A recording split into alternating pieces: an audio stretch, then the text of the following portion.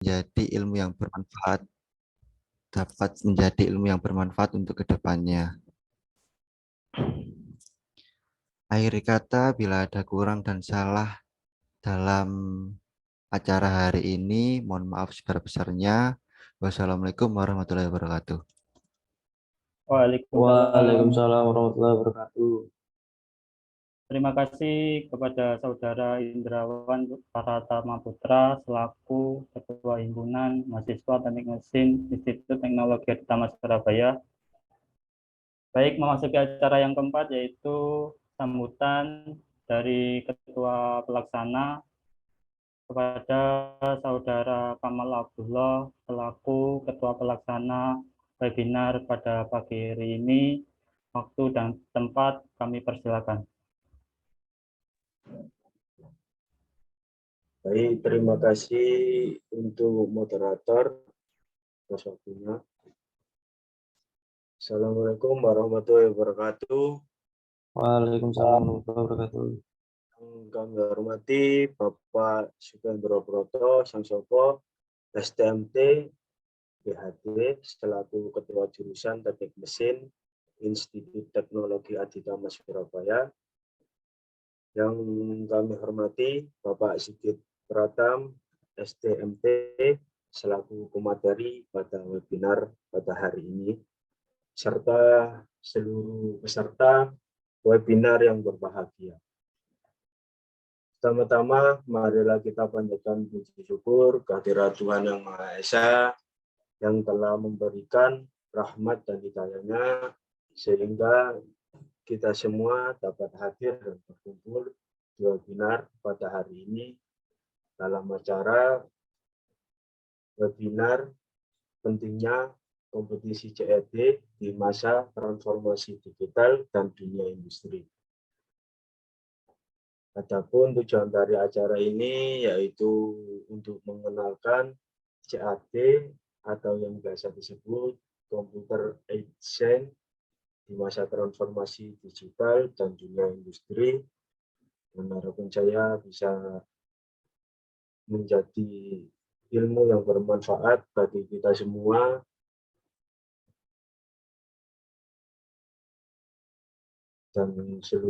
dan kepada seluruh undangan. Kami juga mohon maaf bila ada kurangnya dari segi penyambutan yang kurang berkenan di hati kita semua.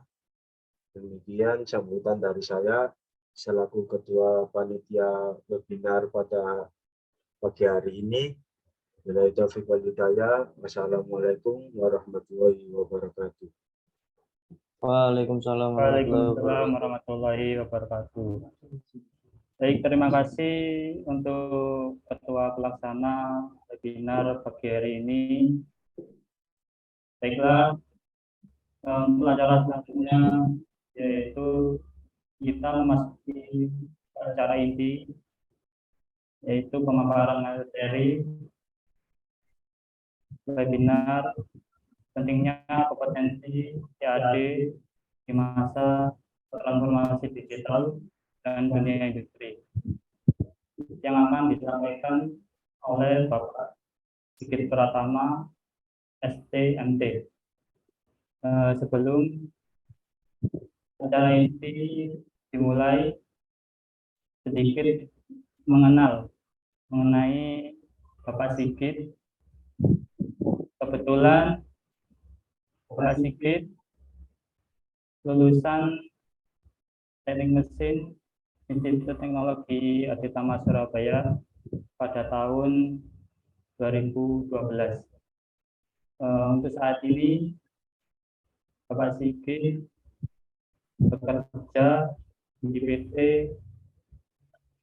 Karya Energi Indonesia sebagai project engineering. Mungkin sedikit mengenal Bapak Sigit. Langsung saja untuk mempersingkat waktu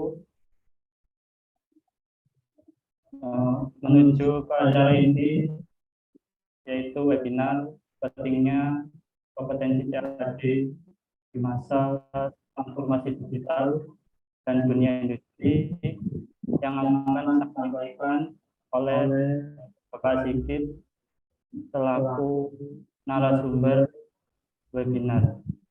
Untuk Bapak Sigit, waktu dan tempat kami persilakan. Baik, suaranya keluar tidak ini? Keluar Mas. Ya, Ada. Oke, terima kasih kepada Ketua Himpunan Mas Indrawan Pratama Putra. Terus terima kasih juga saya sampaikan kepada Mas Kamal Abdullah sebagai Ketua Pelaksana kegiatan ini beserta tim yang sudah membantu untuk pelaksanaan kegiatan ini. Baik, pagi ini di hari Minggu pagi sebenarnya waktu yang sangat berat ya. Saya juga terima kasih banyak kepada teman-teman yang sudah menyempatkan waktu untuk mengikuti kita sharing bareng, intinya untuk diskusi bareng, kita belajar bareng.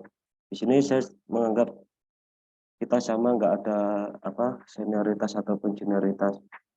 Jadi di sini nanti saya mencoba untuk memberi wawasan yang pengalaman saya dapat di dunia industri selama saya bekerja setelah lulus kuliah ataupun waktu kuliah sambil kerja.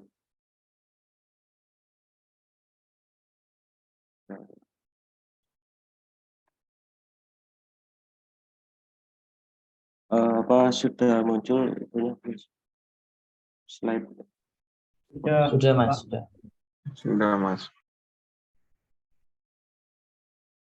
Oke, di sini saya sebagai pemateri diminta untuk memberi pengetahuan sedikit pengetahuan mengenai pentingnya kompetensi CAD di masa transformasi digital dan di lingkup industri untuk di dunia kerja.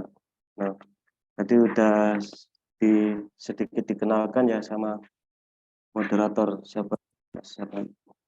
Mungkin ini profil saya. Saya sebagai alumni ITAJ juga S1 Teknik Mesin 2012, terus saya lanjut S2 Industrial Engineer di Teknik Industri di ITAJ, selisih 1 tahun setelah lulus. Untuk riwayat pekerjaan, saya berpengalaman sebagai 3D Drafter Engineering di PT Mulia Petra Panelindo.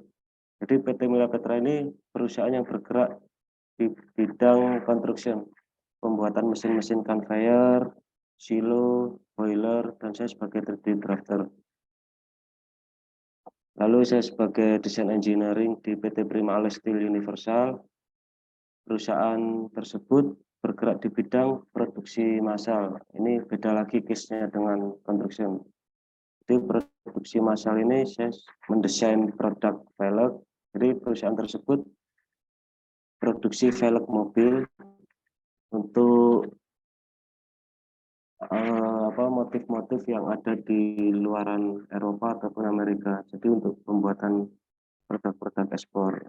Lalu saya join di PT Industrial Robotic Automation.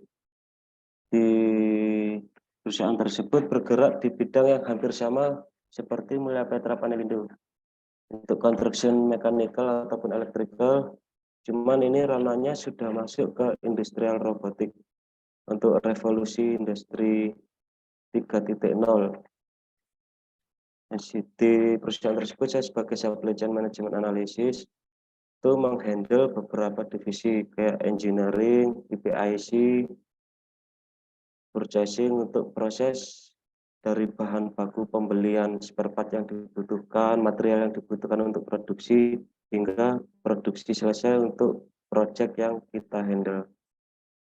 Untuk saat ini saya di pekerjaan terakhir ini di PT Karya Energi Indonesia, saya sebagai project engineering di perusahaan tersebut bergerak di bidang general contractor dan service untuk jasa pemasangan valve, ada combustion change, untuk gas analyzer juga, dan perusahaan tersebut untuk customernya ini larinya ke BUMN semua untuk power plant, semen, petrochemical, sama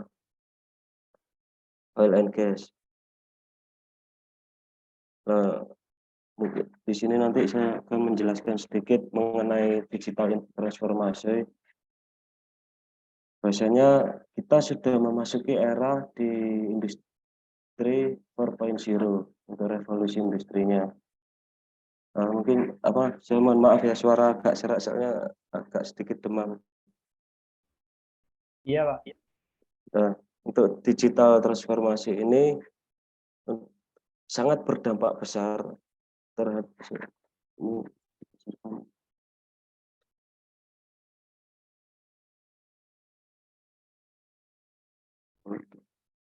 Nah, sangat berdampak besar kepada perusahaan-perusahaan besar, terutama di perekonomian bisnis, dan banyak sekali gangguan-gangguan yang akan diperkirakan itu terjadi. Dan massive business disruption expected ini artinya ini contoh kecil kayak perusahaan Nokia, HP Nokia sekarang kan kalah bersaing dengan kompetitor baru yang HP-nya mungkin lebih canggih dan update teknologinya dan lebih banyak fiturnya. Nah, digital transformasi ini sebetulnya terkait pengembangan teknologi, dan dampak lainnya juga tidak hanya di perekonomian bisnis, itu bahkan ke lingkungan sosial ataupun ke politik.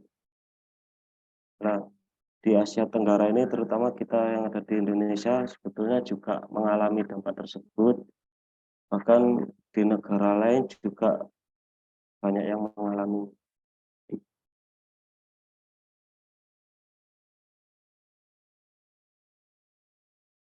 Nah, untuk transformasi digital ini merupakan proses melibatkan sumber daya yang dimiliki untuk memanfaatkan teknologi tadi dan apa yang tersedia jadi sebagai pengalaman baru.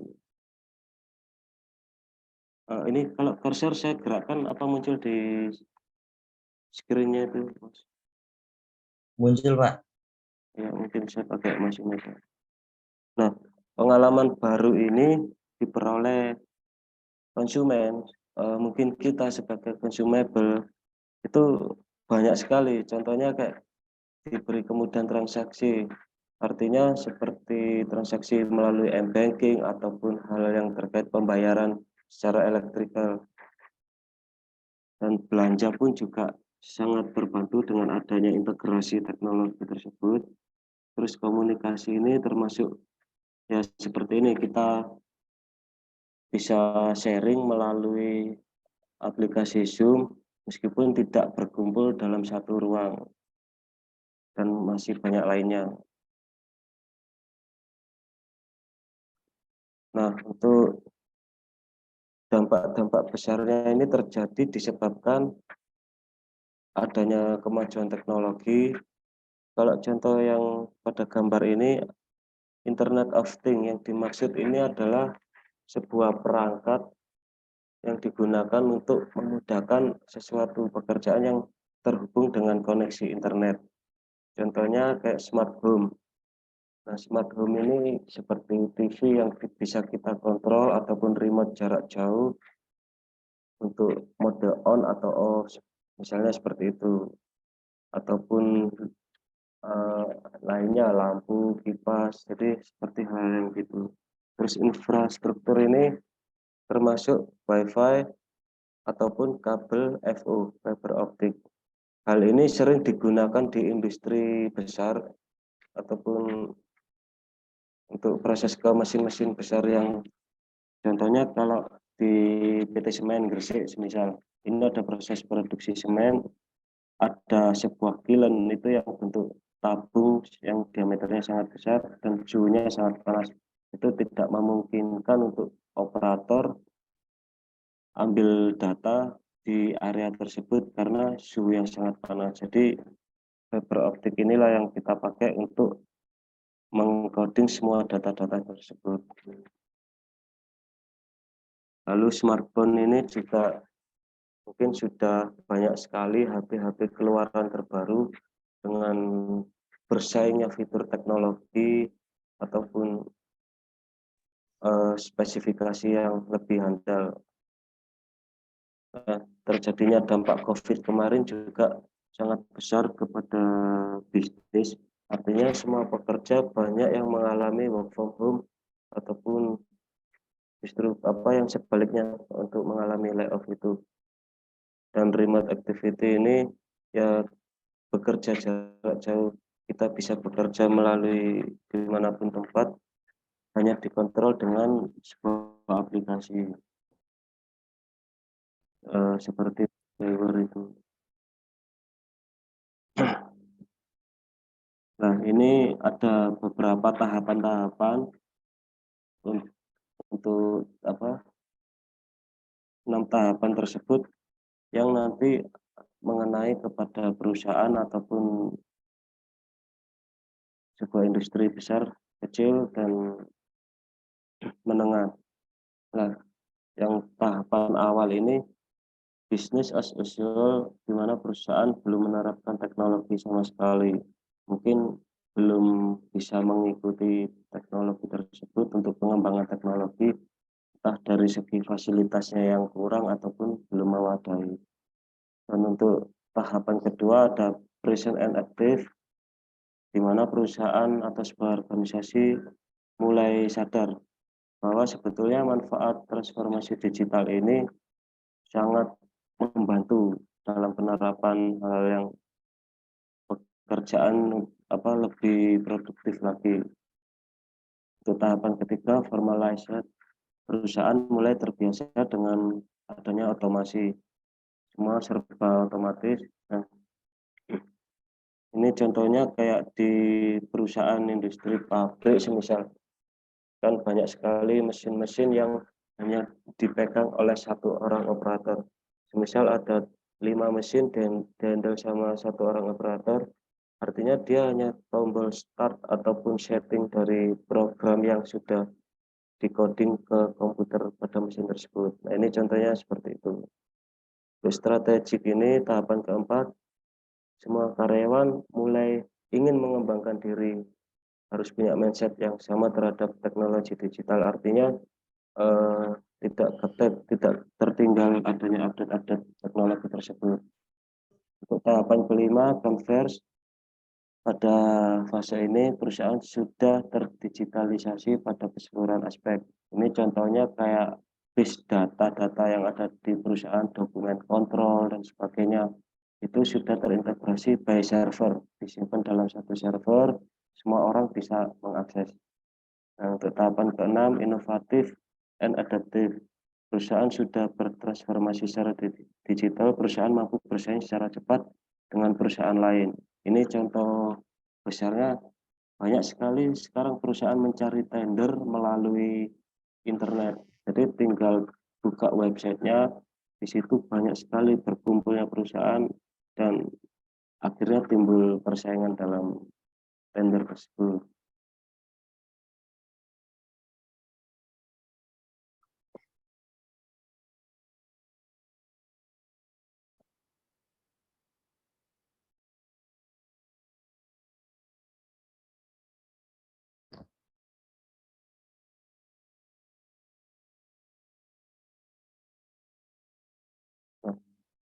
Mungkin saya juga ingin memberi sedikit mengenai tentang revolusi industri. Kalau di teknik mesin ini sepertinya enggak tahu, mungkin ada pelajarannya atau enggak. Nah, harusnya ini ada di teknik industri. Sekarang kita masuk ke era industri 4.0. Jadi sebelumnya pada tahun yang udah lama, di tahun 1784 ini ya, industri 1.0, artinya sumber daya manusia mulai menemukan sebuah mekanik. Jadi orang sudah bekerja menggunakan sistem mekanikal. Dan masuk di tahun 1870, masuk ke industri 2.0. Untuk revolusi industri tersebut sudah terjadinya mass production. Jadi sudah mulai mengembangkan diri untuk melakukan produksi massal ataupun assembly line ini di bidang construction, dan semuanya sudah menggunakan consumable untuk energi listrik. Nah, untuk di tahun 1969 kita memasuki revolusi industri 3.0, artinya sudah masuk ke automation, hal-hal seperti robotik. Kalau di perusahaan pabrik itu banyak sekali mesin-mesin yang menggunakan robotik, jadi sistemnya sudah automation semua. Sebetulnya sekarang kita sudah berada di industri 4.0, cuman mungkin di negara kita sedikit terlambat karena banyak faktor juga yang belum cukup memadai, dan ini cyber physical system, Internet of Things tadi, yang semua koneksinya by network.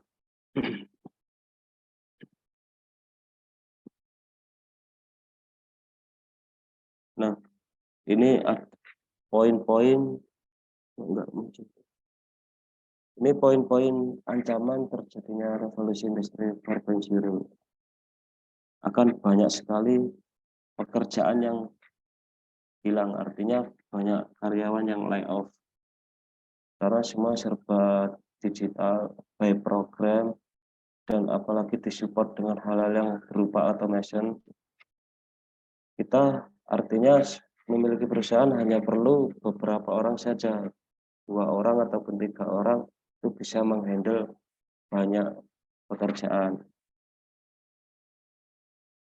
Dan dampak lainnya juga ini, millions of people will need complete retraining, artinya jutaan orang perlu membutuhkan pelatihan ulang, artinya kita harus upgrade skill untuk menambah pengetahuan baru, praktik baru, supaya kita dapat mengikuti revolusi industri tersebut, supaya tidak tertinggal dengan adanya teknologi baru.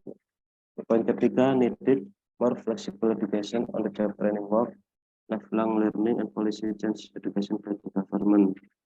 Artinya dibutuhkan pendidikan yang lebih fleksibel, seperti pelatihan kerja. Mungkin kalau sebagai mahasiswa ada apa istilahnya kerja praktik, dan itu yang sangat disayangkan.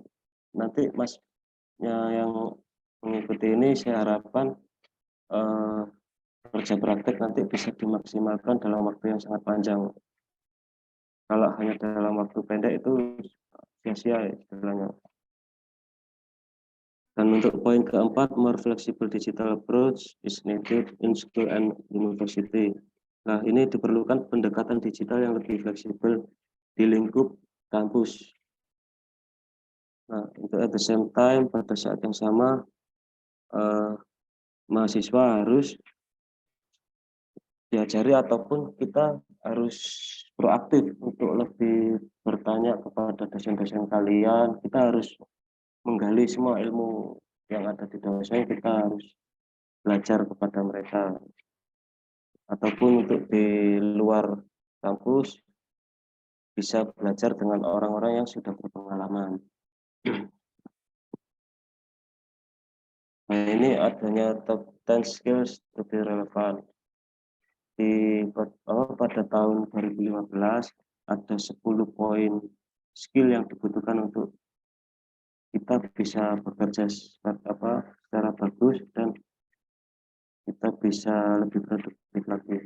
Dan sebetulnya di tahun 2020 ini selisih 5 tahun hanya ada perbedaan di poin 6 quality control sama service orientation. Untuk active listening-nya ini.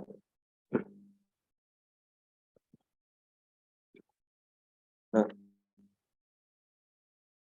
kita memasuki di sesi kedua untuk CAD CAE. Mungkin saya ingin mengenalkan sedikit tentang CAD CAE ini, karena nanti kita sebagai mahasiswa teknik mesin setidaknya kita punya ilmu basicnya, ilmu dasar, karena nanti pasti ada materi perkuliahannya sama praktikumnya. Nah, untuk CAD CAE ini yang pertama ada CAD, Computer Aided Design, artinya can be defined as the way of creation, modification, or optimization of design by using computer system. Nah, Di sini didefinisikan sebagai cara penciptaan untuk membuat suatu produk, misalnya kita bisa menggunakan sebuah software yang support dengan CAD untuk dapat menggambar dua dimensi draft untuk drawingnya ataupun 3D wireframe-nya, 3D surface model ataupun 3D solid modeling-nya.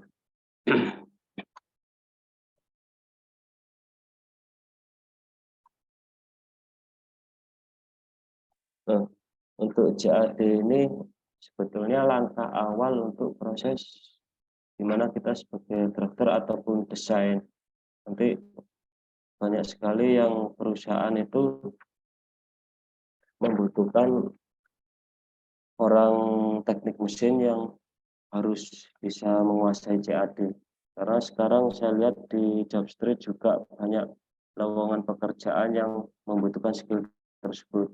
Nah, ini mungkin saya sedikit cerita, ada bedanya case dari construction sama yang produksi massal. Kalau di industrial pabrik yang produksi massal itu teknik mesin akan dibutuhkan mungkin di bidang maintenance ataupun untuk planner.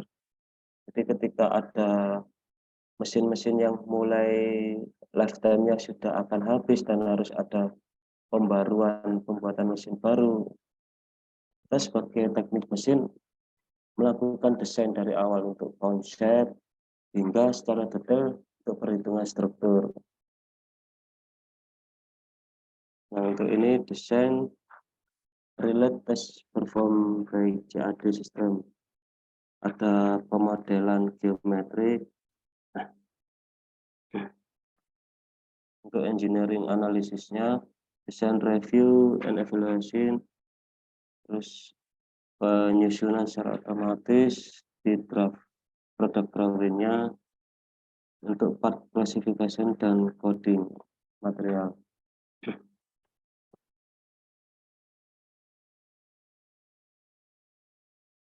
Lalu masuk ke CAM. Nah, yang CAD tadi itu membuat awal untuk sketch drawing-nya, untuk produknya. Nah, kalau CAM ini support untuk proses produksinya. Computer aided manufacturing is the use computer software, control machine tools, and related machinery. Artinya ini sering digunakan di lingkup divisi machining. Kalau di industrial yang produksi massal, mesin-mesin yang membuat produk. Kalau di konstruksi itu larinya ke fabrikasi proses. Misal ada rancangan pembuatan frame dan sebagainya, kayak baja jaringan ataupun frame-frame struktur, itu juga larinya ke CAM tersebut karena ada proses yang berkaitan dengan machining menggunakan mesin-mesin perkakas ataupun mesin-mesin untuk produksi. Poin kedua, CAM is subsequent computer aided process after CAD and sometimes CAE. Artinya di sini CAM sebagai proses membantu yang awal tadi, proses after CAD. Kalau CAD kita sebagai desainer, kita hanya mendesain, menggambar, develop untuk diserahkan ke tim produksi untuk proses, dan di tim produksi ada support dari CAM tersebut.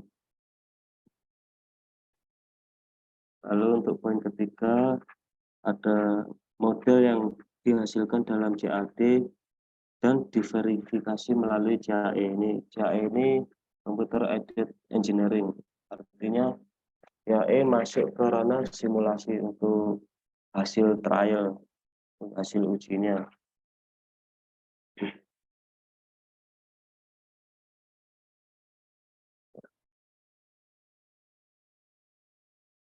Nah, contohnya seperti ini. Untuk CAE ini biasanya nanti kalian akan belajar ANSYS untuk aplikasinya. Intinya finite element analysis itu kita belajar untuk menguji kekuatan struktur, ataupun impact, daya beban, ataupun daya tarik. Nah, contoh kalau dari gambar ini, pada piston tersebut sering adanya terjadi proses, sehingga ada warna-warni ini, di mana nanti kalian akan mempelajari juga. Kalau contoh seperti ini, untuk warna kritikal itu warna yang menuju ke merah. Jadi contoh di sini ada warna merah kecil ini akan terjadi crack, kayak retakan, mungkin bisa menyebabkan patah. Jadi ada titik lemah di bagian sini. Untuk jahe ini juga menggunakan sistem komputer untuk menganalisis geometrinya. Nah, yang dimaksud di sini geometri itu kita setiap menggambar ada geometri mesh boundary-nya. Nah, seperti ini ada segitiga-segitiga kecil ini, artinya diberi jarak kerapatan berapa, nanti kita bisa melakukan uji by software.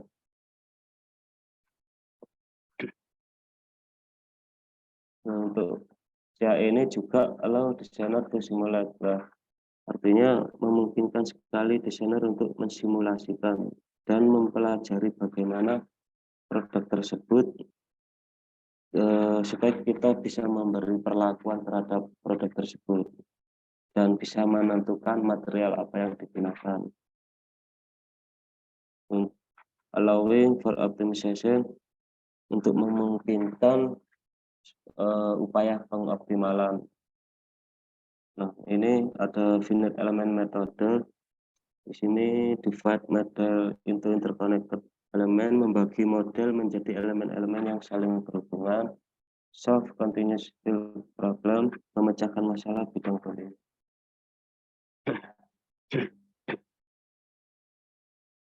Mungkin ini saya lewat. Nah, ini contoh kecil proses di sebuah industri. Ini industri ada namanya dari lingkaran ini, kalau dijelaskan di sini ada market, customer market, artinya ada tim marketing yang mencari order dari customer luar untuk membeli produk kita. Ketika sudah mendapatkan tersebut, kita masuk ke ranah produk konsep. Nah, di sini biasanya banyak sekali orang-orang teknik mesin yang dibutuhkan karena terkait dengan CAD tersebut. Untuk planner, untuk produk konsep, baru ke tim design engineering. Ini untuk proses pembuatan gambar atau development 3D modeling, lalu dibuatkan hingga ke 2 dimensinya, drafting untuk proses produksi. Nah, untuk proses planning ini bisa masuk ke ranah yang tadi supply chain management, artinya kita mempersiapkan keseluruhan material-material apa saja yang digunakan untuk proses produksi, lalu bahan baku apa saja yang digunakan.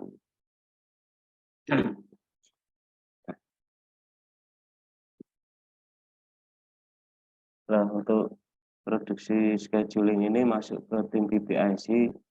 Di sini banyak sekali orang-orang lulusan teknik industri, tidak menutup kemungkinan juga teknik mesin dilibatkan di sini.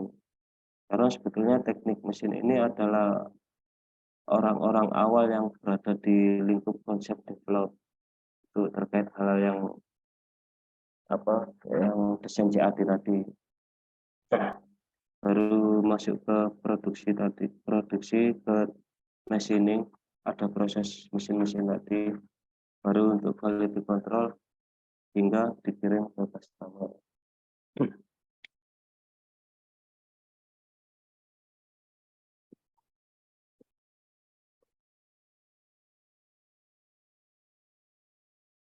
Nah, mengapa kita menggunakan CAD/CAM di dunia industri? Adanya CAD/CAM ini sebetulnya sangat membantu sekali di tren-tren bisnis dalam pembuatan produk, misal seperti produk sepatu ataupun produk-produk botol minuman, botol obat, dan lain sebagainya. Karena kan sangat membantu perusahaan dalam waktu proses lead times yang sangat pendek atau lebih cepat, terus desain pembuatan untuk proses manufakturnya dan assembly. Ini contoh untuk case di construction. Kita sebagai teknik mesin menggambar CAD atau CAD digunakan untuk support tim assembly. Kita proses produksi selesai, part-part bagian subpart itu nanti akan dirakit jadi satu kesatuan, dan is obvious mudah digunakan.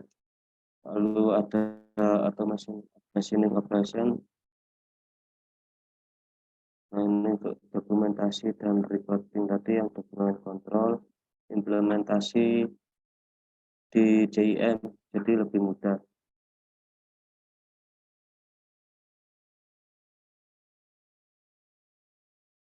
Nah, ini masuk ke ranah produksi terkait dengan machining, berhubungan dengan mesin-mesin proses.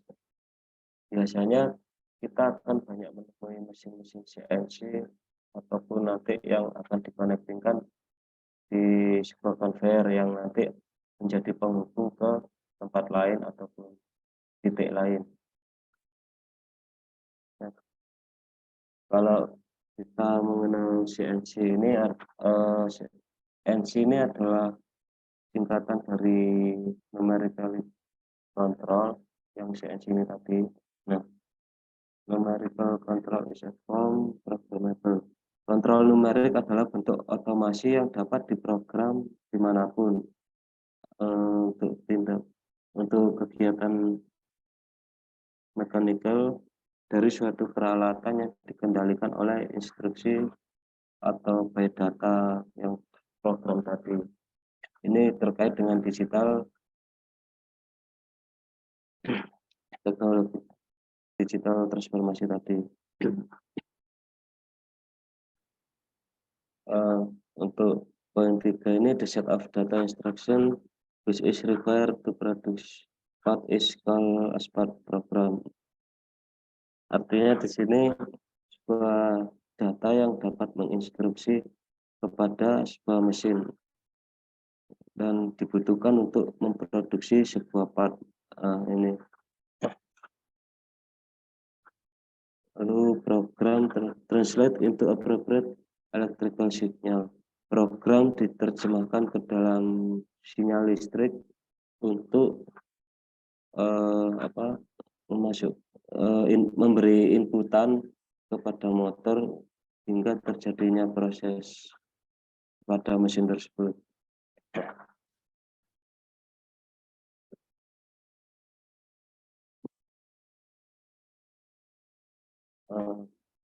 Nah, di slide ini, why CNC machine were developed?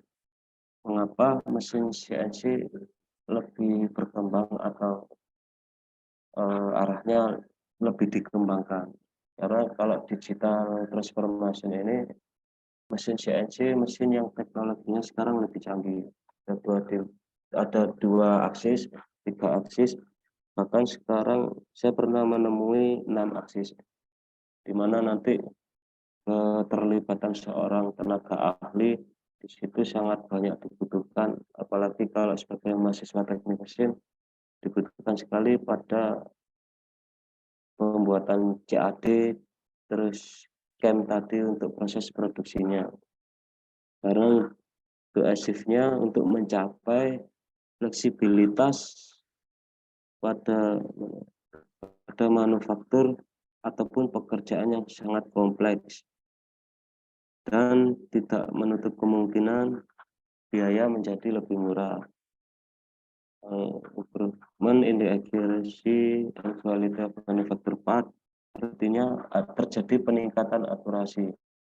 Kalau kita memproses produksi menggunakan mesin-mesin dengan teknologi yang lebih canggih, artinya kita lebih bisa mendapatkan kualitas yang lebih bagus, terus lebih akurat, lebih simetris, dan untuk dampak terjadinya kegagalan produk itu bisa diminimalisir. Poin ketiga, automation and repeatability. Ini artinya ada proses atau otomasi dan pengulangan. Kalau produksi massal biasanya mesin itu akan memproses hal produk yang sama mengulang gitu. Nah, dari CAM tadi kita mendapatkan sebuah G-code, artinya keluaran atau output dari software yang dipakai tadi untuk dibaca di mesin CNC. Nah, satu program bisa membuat hingga ribuan ataupun puluhan ribu produk. Poin keempat, reduction of non-cutting time in the machining cycle. Ini terjadi pengurangan waktu dalam siklus pemesinan, artinya bisa lebih cepat.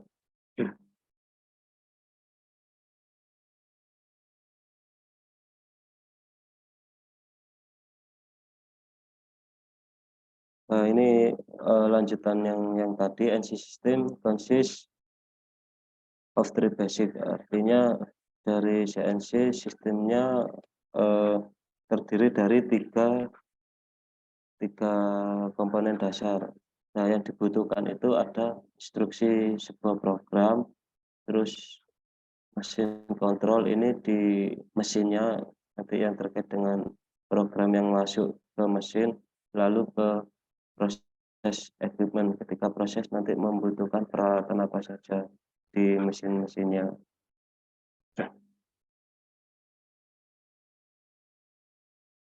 Nah, ini CNC part programming content geometric data about the part and the movement commands of the cutting tools.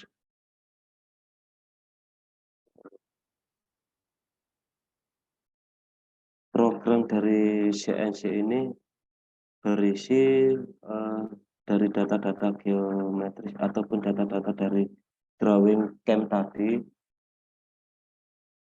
dalam bentuk part yang akan diproses, produk atau produk yang diproses, dan perintah untuk ini cutting tool ini proses alat pemotongnya yang ada di dalam mesin tersebut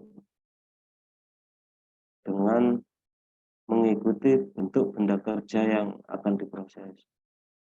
Untuk poin kedua, preparatory function. Nah, G-code ini yang tadi saya maksud, ini output dari CAM.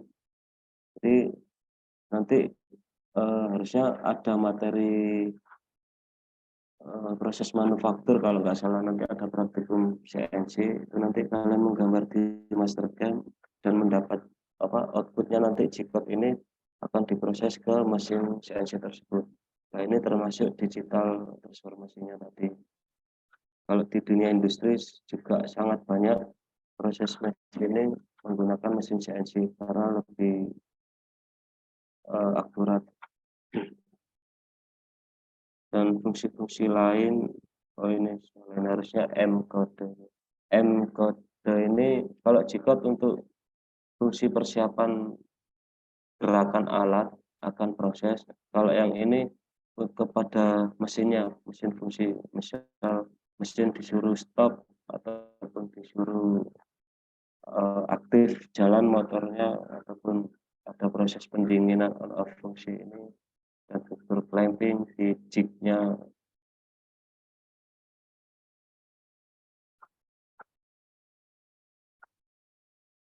Nah, untuk metodenya ada 3 metode di proses CNC part programming.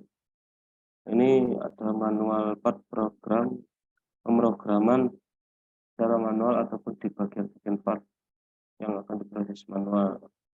Yang kedua, computer assist. Ini ada proses pemrograman yang disupport dari komputer tadi yang ada di mesin. Nah, kalau ini program untuk proses di software CAM-nya. Ini contoh-contoh CAD/CAM software. Ada banyak sekali sebetulnya.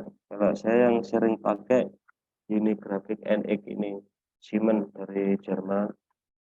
Kalau di umumnya di industri banyak menggunakan Autodesk Inventor ataupun SolidWorks, karena juga perusahaan tidak mungkin belum menginginkan beli yang lisensinya lebih mahal. Jadi nanti kalian ada luang waktu lebih sering belajar untuk 3D modeling ataupun 2 dimensi di software SolidWorks ataupun Inventor. Terus untuk AutoCAD-nya ini support 2 dimensi. Nah, terutama untuk 3 software ini untuk proses pekerjaan develop. Kalau yang MasterCAD ini hanya proses ke produksi untuk machiningnya. Kalau ini bisa universal, bisa CAD/CAM CAE juga, dan lebih kompleks. Cuman di Indonesia tidak banyak menggunakan software ini karena lisensinya yang sangat mahal.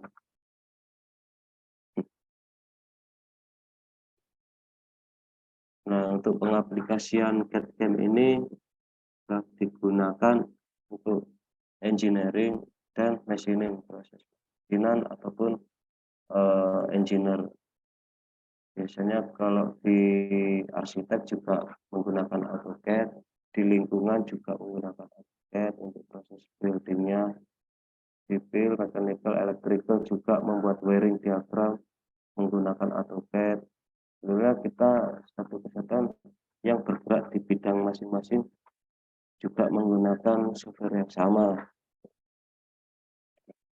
Untuk industri transportasi juga menggunakan AutoCAD mungkin dalam pembuatan layout. Jadi artinya kalau contoh kecilnya di HP ada Google Map tersebut. Nah, ini bisa sebagai pembuat perencanaan layout kemana untuk proses transport tersebut dimulai.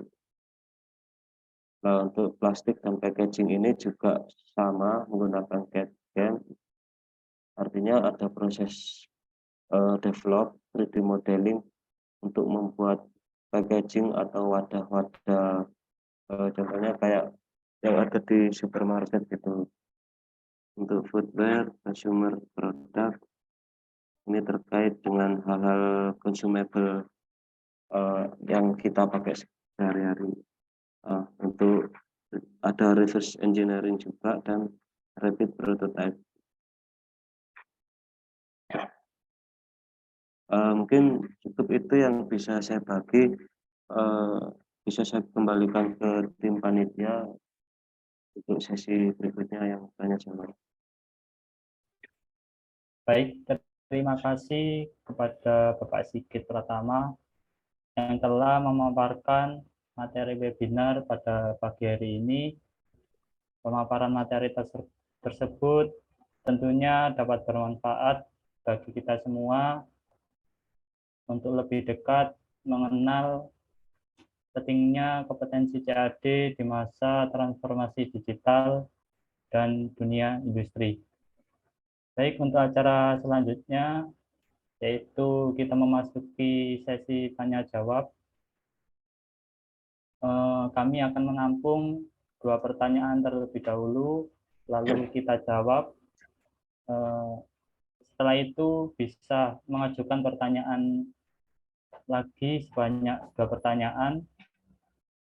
Baik, untuk para peserta webinar, barangkali ada yang ditanyakan, silakan.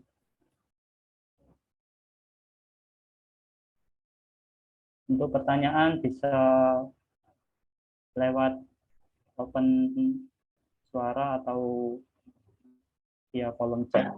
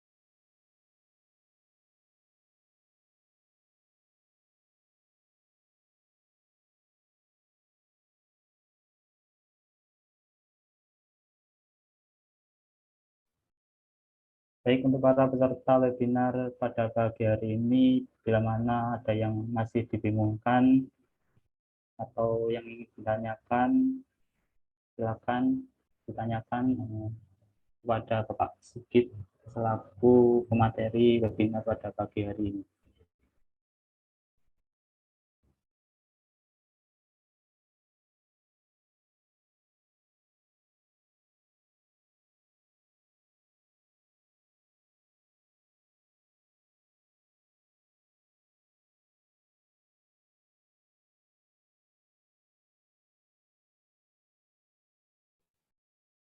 Saya mau bertanya, Mas.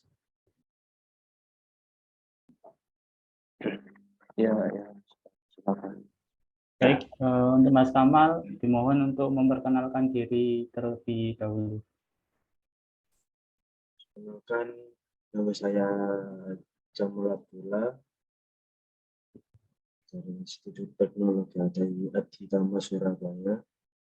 Saya mau bertanya, kadang mahasiswa belum tahu manfaat apa saja jika kita mempelajari CAD. Dan dari pengalaman Mas Sigit, apa saja yang bisa kita ambil atau kita contoh buat nanti ke depannya jika kita membutuhkan ilmu itu. Terima kasih. Baik, artinya gini Mas, kalau saya secara pribadi itu sangat banyak sekali manfaatnya, terutama juga kita sebagai mahasiswa teknik mesin, at least harus pahamlah sedikit tentang ilmu dasarnya, basicnya itu. Dan manfaatnya sangat banyak sekali ketika persaingan di proses lamar kerja. Jadi perusahaan ini banyak open recruitment yang juga memberi kualifikasi tersebut, bisa proses 3D modeling ataupun 2 dimensi. Bahkan untuk yang di divisi lain juga sering bisa proses pemrograman CNC dan pengoperasian mesin CNC. Kalau saya secara pribadi, saya manfaatnya nih contoh kecil kayak apa yang ingin saya lakukan, saya ingin menggambar sendiri. Misal kayak ingin membangun rumah, saya mendesain sendiri untuk layout 2 dimensinya, terus untuk 3D-nya. Terus untuk manfaat lain, kita bisa mendiskreditkan diri kita untuk lebih berkembang sebagai konsultan. Artinya nanti terkait hal dengan konsultan itu kita membantu orang-orang yang bergerak di bidang jasa. Contoh case-nya untuk kontraktor gitu ya. Jadi kalau ada kontraktor misal membutuhkan jasa, saya butuh tolong digambarkan untuk ini frame rangka-rangka tersebut. Nah, kita ada peluang di situ untuk mendapatkan ilmu baru, juga tentunya relasi baru, terus mungkin dari ekspektasi lain yang ada di pikiran Mas-mas juga pasti ada lah hal-hal terkait dengan ada pendapatan lebih gitu. Manfaat lain juga sangat banyak sekali ketika kita sudah terjun di dunia industri, karena sebetulnya ada 2 case ini yang membedakan. Kalau di industri pabrik, kita hanya larinya monoton di lingkungan itu aja. Artinya ya kita berkecimpung di dalam area itu saja, misal sebagai maintenance ataupun engineering-nya, ya akan menemui hal-hal yang sama, monoton, menemui mesin tersebut, desain tersebut, terus mungkin pengembangan modifikasi produk ataupun eh, bentuk produk baru untuk daya jual yang lebih mahal ataupun untuk peningkatan spesifikasinya. Kalau case yang kedua di bidang construction ini sangat luas jangkauannya, karena kita sebagai teknik mesin kita bisa bersaing di pekerjaan lain juga, misal seperti arsitek, kita lari ke building construction untuk pembangunan, terus ke MEP, mechanical, electrical, plumbing, terus ke EPCM, engineering, procurement, construction, manufacturing. Kita dapat manfaat banyak jika ingin mempelajari tersebut. Cuman juga tidak bisa dipaksakan, semua orang kadangkala kan minatnya beda-beda gitu. Cuma setidaknya ya harapan saya nanti ketika lulus ada ilmu dasarnya lah, karena nanti supaya dapat membantu kita mencari pekerjaan untuk di langkah awal. Karena kalau sebetulnya hal-hal yang mau menuju ke tingkat advance ataupun ahli di bidang tersebut, tapi suatu saat nanti kita juga akan belajar dari orang-orang yang berpengalaman di lingkup industri ketika sudah bekerja.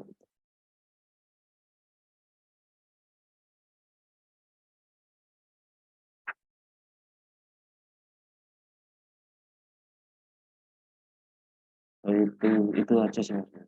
Kalau yang manfaat sekiranya yang apa secara khusus diri saya sendiri.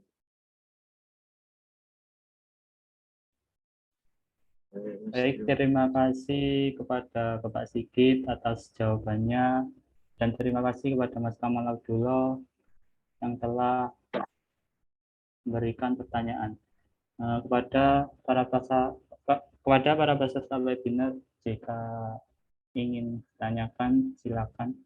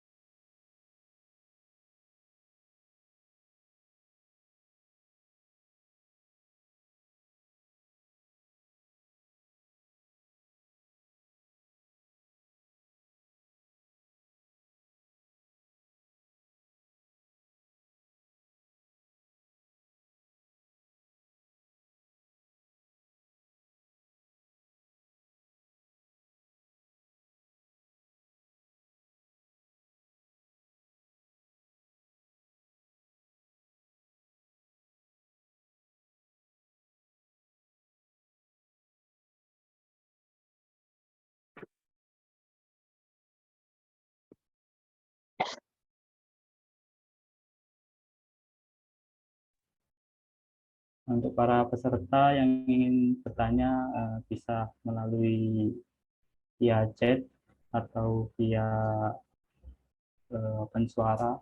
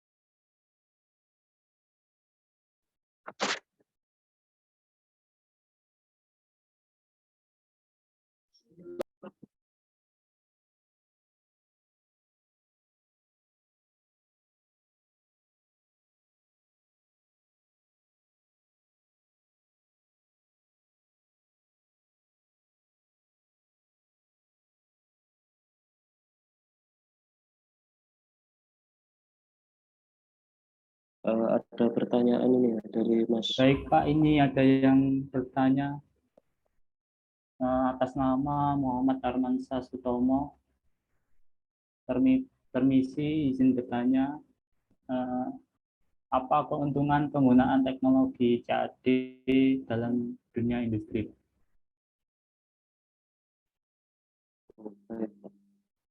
Ini keuntungan teknologi CAD di dalam dunia industri. Kalau kita sebagai sumber dayanya, kita bisa bersaing, terutama kalau sebagai sumber daya mas-mas mahasiswa ini nanti ketika lulus kita tadi yang manfaatnya juga akan mudah mencari pekerjaan. Terus kalau keuntungan penggunaan teknologi tersebut pada perusahaannya itu sangat membantu sekali karena artinya gini, ketika kita akan mempromosikan suatu produk itu tidak bisa hanya secara gambar oret-oretan. Jadi ada tim khusus untuk melakukan konsep, planner, untuk development, desain 3D modeling ataupun dan lain-lain, dan juga itu dilakukan uji, trial dan sebagainya yang satu kesatuan tadi, CAD/CAM CAE, dan nanti di situ juga kita bisa menentukan material apa yang cocok dan keuntungannya itu bisa meminimalisir pengeluaran perusahaan. Artinya dengan biaya rendah, value engineering-nya turun, tapi harga jualnya naik gitu. Itu nanti mas-mas akan dapat ilmunya di materi teknologi tepat guna kalau nggak salah di semester 6 atau semester 7. Ini terkait dengan value engineering-nya untuk keuntungan di perusahaan. Jadi kita bisa meminimalisir pengeluaran, tapi kita menciptakan suatu produk yang memiliki nilai jual yang sangat tinggi.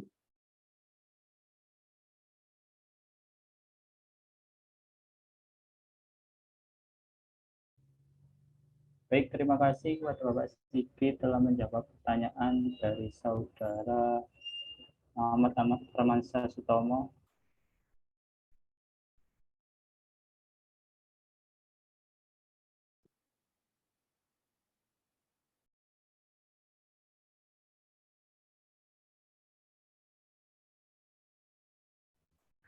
Baik, kepada peserta webinar pagi hari ini, jika ada yang masih dibingungkan lagi, monggo silakan untuk ditanyakan.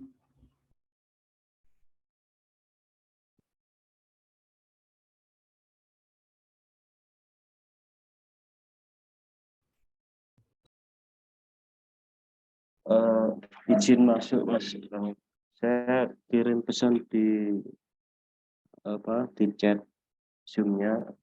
Itu nomor WA saya, mungkin nanti kalau di luar ini ada yang ingin sharing, silakan, saya terbuka, welcome untuk siapapun mengenai CAD ataupun hal-hal lain gitu, nggak masalah. Kalau saya sekarang ini kerja di Kara Energi banyak keluarnya, jadi maksudnya nggak di kantor terus, sering di lapangan. Jadi kalau sebagai saya ini saya juga membutuhkan sebuah gambar. Nah, artinya saya harus bisa menerjemahkan gambar. Ketika kita membeli suatu produk di luar negeri, misal di Jerman, kita dapat produk tersebut, kita dikirim mechanical drawing, electrical drawing. Nah, di situ saya membaca gambar tersebut, menerjemahkan CAD-nya itu. Jadi mesin ini speknya seperti apa sih? Terus apa saja yang dibutuhkan untuk proses, terus standarnya apa, misal itu nanti ada proses sistem hidrolis ataupun pneumatiknya, ataupun sistem continuity gasnya yang keluar, fluidnya yang keluar, itu nanti ada semua hal-hal terkait spesifikasi produk. Terus kadangkala juga ada sebuah alat yang menggunakan mesin motor. Lah motor itu nanti juga ada spesifikasinya. Di situ tertera beberapa kayak kecepatan harusnya berapa, RPM-nya berapa, torsi berapa. Itu nanti kita bisa mempelajari tersebut. Dan keuntungannya belajar CAD itu tadi kita bisa menerjemahkan gambar kerja ataupun shop drawing setelah nama di engineering bahasa engineer-nya gitu. Bisa menerjemahkan drawing lalu menerapkan drawing tersebut. Baik, Pak Sigit, terima kasih. Buat teman-teman yang ingin lebih detail untuk bertanya bisa menghubungi nomor Bapak Sigit yang sudah tertera di kolom komentar. Untuk para peserta webinar pada pagi hari ini, jangan lupa untuk melakukan absensi. Untuk link absensi sudah di-upload di kolom chat dan bisa diakses.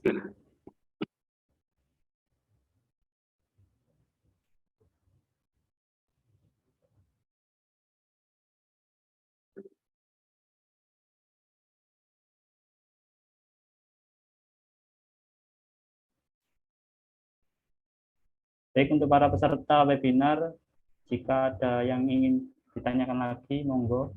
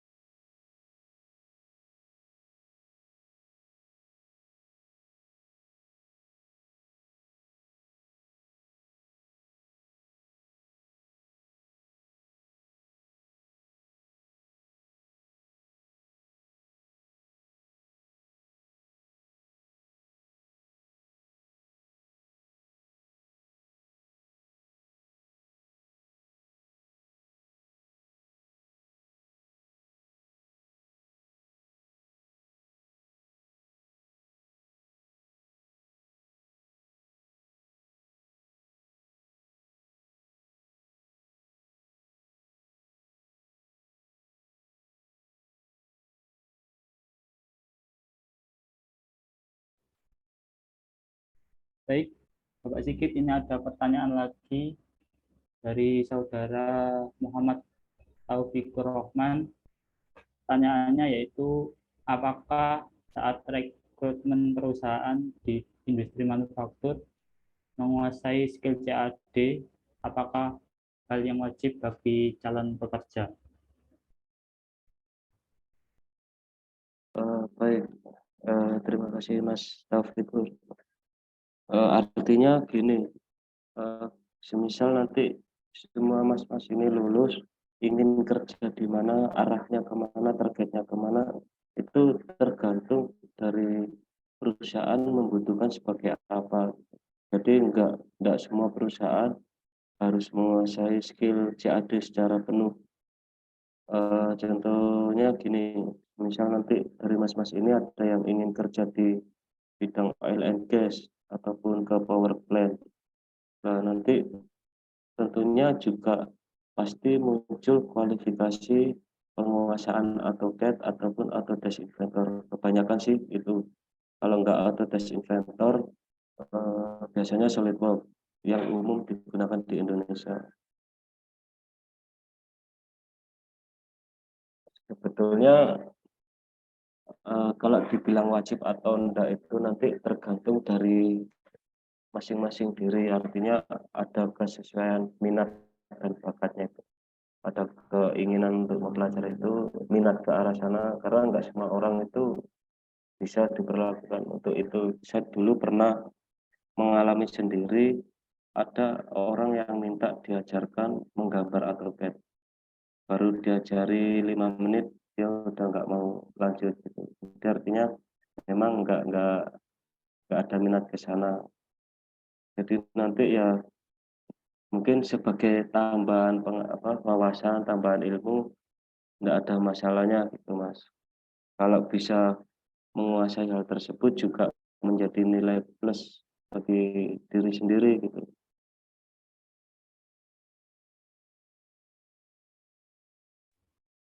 Cuman Baik. kalau ingin jenjang karir yang lebih tinggi biasanya harus bisa menguasai CAD secara keseluruhan. Kayak semisal jadi project manager pun juga harus menguasai penerjemahan gambar tadi. Membaca gambar bisa, memahami proses, dari melihat gambar itu nanti kita bisa paham, oh prosesnya seperti ini, melalui ini, proses produksinya seperti ini, fabrikasinya seperti ini. Jadi banyak sekali poin plusnya di situ.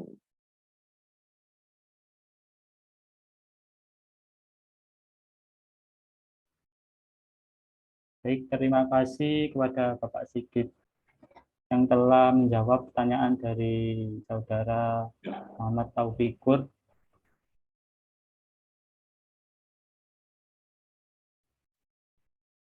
Baik, kepada para peserta webinar pada pagi hari ini, bila mana tidak ada pertanyaan lagi, untuk acara webinar kali ini kita lanjutkan ke acara penutupan acara.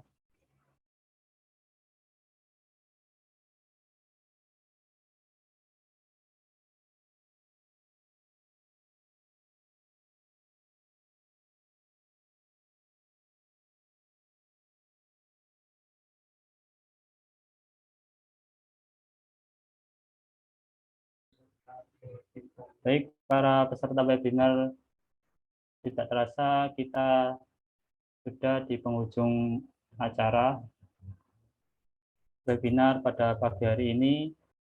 Terima kasih kepada Bapak Sigit yang telah memaparkan materi webinar pentingnya kompetensi CAD di masa transformasi digital.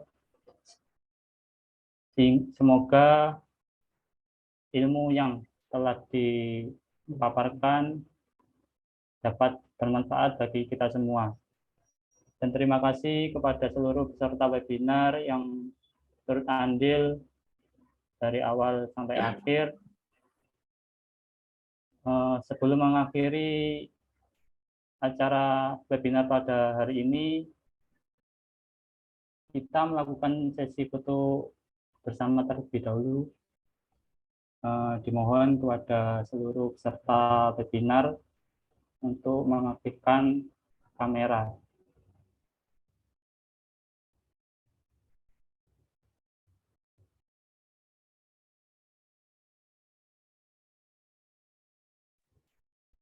Baik, kepada seluruh peserta dimohon untuk mengaktifkan kameranya.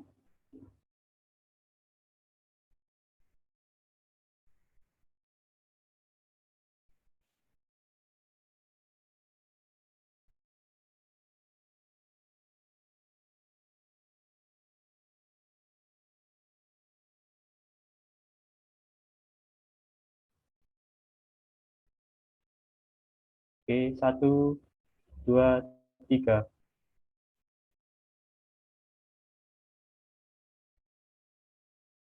Baik, terima kasih kepada seluruh peserta webinar yang turut andil dalam acara webinar pada pagi hari ini, dan terima kasih kepada Bapak Sigit selaku narasumber webinar pada pagi hari ini. Dan jangan lupa untuk peserta webinar melakukan absensi yang sudah dikirim. Terima kasih kepada seluruh peserta, bila mana saya atas nama moderator dan seluruh panitia, mohon maaf bila ada salah kata dan kurang berkenan di hati semua. Saya akhiri. Wabillahi taufiq wal hidayah. Wassalamualaikum warahmatullahi wabarakatuh. Waalaikumsalam. Waalaikumsalam warahmatullahi wabarakatuh. wabarakatuh. Terima kasih.